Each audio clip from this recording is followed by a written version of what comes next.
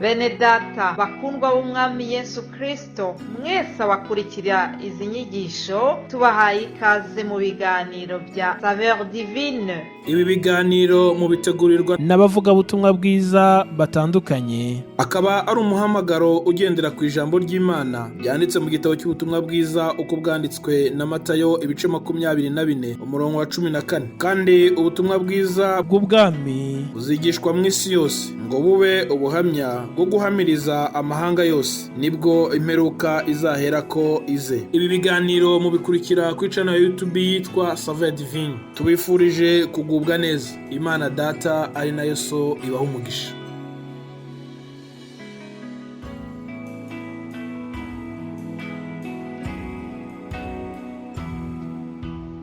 Ndabasuhuje bene data, nshuti namwe mwese abakurikira iki kiganiro Saveur Divine. Amahoro ya Kristo abane namwe. Muri kumwe na Immaculée Nyiraneza. Rero nejejwe nuko Imana ingiriye ubuntu bwo kongera kubana namwe no kuganira ijambo ryayo binyuze muri iki kiganiro. Ndashima Imana cyane ko ingiriye ubuntu bwo kuba ndamutse amahoro. Wowe ukurikira iki kiganiro ni ikimenyetso ko nawe uri muzima. Nuko rero umfashe dushima Imana ko itwongereye ubuzima.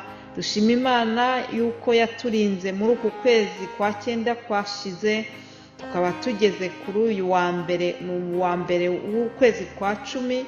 Nukuri dushima Imana. Twararinzwe, hari benshi batambutse muri uku kwezi kwashize, hariho wenda abarwaye, abarembye, ariko nge nawe niba turi bazima, nukuri reka twongere dushime Imana yacu. Nuko rero turanezerewe kongera kubana namwe muri iki kiganiro.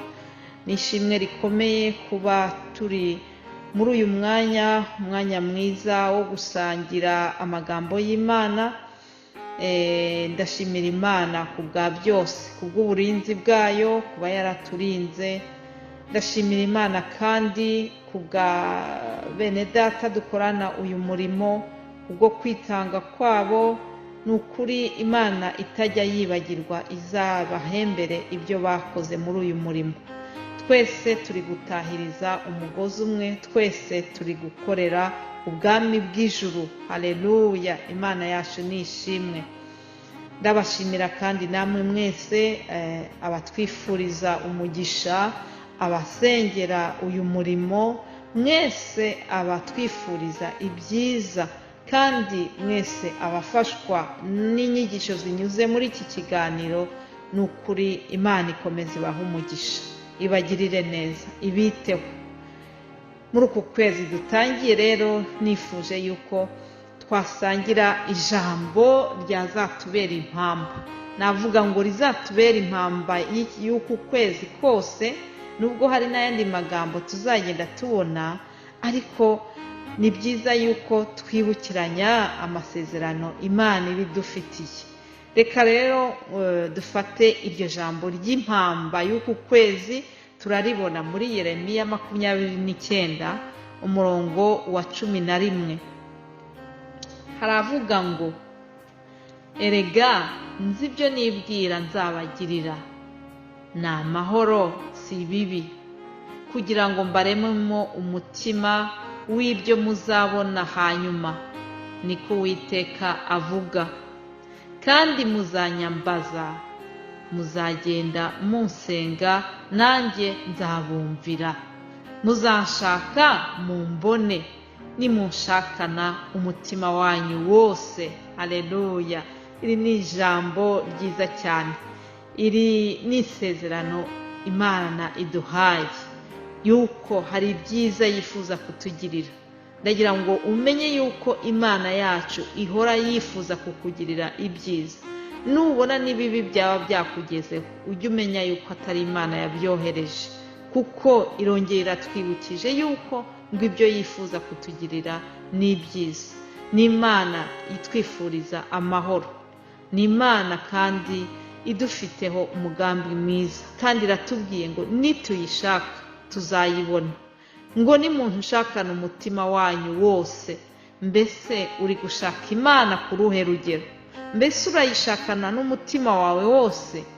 Iraje rero irakubwiye ngo nuyishakana umutima wawe wose muri uku kwezi dutangiye, nayo izakwiyereka.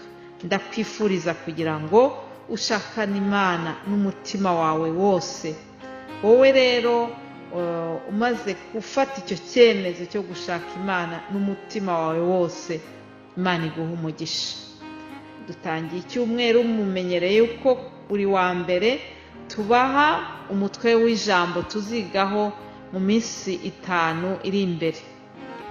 Tuziga ku ijambo rivuga ngo izina rya Yesu. Izina rya Yesu ndagira ngo mbabwire ko riri hejuru y'amazina yose. Izina rya Yesu ririmo ubutwari bukomeye. Izina rya Yesu ririmo imbaraga. Izina rya Yesu ntabwo twabona uko turivuga. Bizatunezeza cyane kubasobanurira ibijyanye, ibyihishe, ibizingiye muri iryo zina ry'umwami wacu Yesu. Ndabahagurukiriza kugira ngo nukuri muzagire inzara n'inyota yo kumenya ibyihishe mu izina rya Yesu. Nibyo tuzaganiraho rero binyuze mu bakozi b'Imana banyuranye. Ubwo ngubwo nibyo tuzaganira muri iyi minsi iri imbere. Wowe rero utwumva, wowe ukurikira ibi biganiro bya Saveur Divine, ndakwifuriza umugisha, ndakwifuriza kugubwa neza, ndakwifuriza icyumweru cy'umugisha, ndakwifuriza gukomeza kugira inzara n'inyota y'ijambo ry'Imana. Uwiteka aguhe umugisha, akurinde. Uwiteka akumurikishirize mu maso he, akugirire neza. Uwiteka akurebe neza, aguhe amahoro mu izina rya Yesu Kristo. Ugira umunsi mwiza. Amen.